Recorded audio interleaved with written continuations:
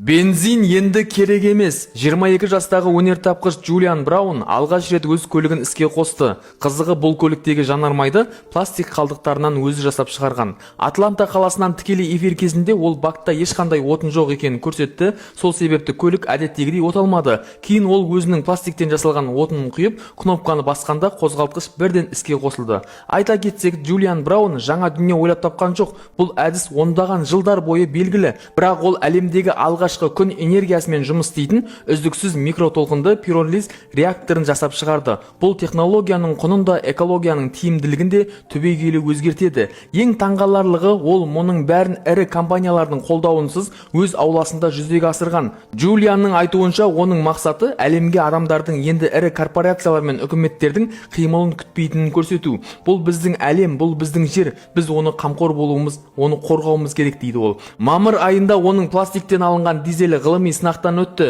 Зертхана оның шығарындыларынан кәдімгі дизельмен салыстырғанда таза екенін растады. Мен оның қаншалықты жақсы тазаланғанына және пластиктен жасалынғанына қарамастан қаншалықты таза екеніне таңғалдым дейді зертхана сарапшысының бірі. Қазір Джулианның басты мақсаты бұл технологияны бүкіл әлемге енгізу. Ал сіз қалай ойлайсыз, ол мұны жүзеге асыра алады ма?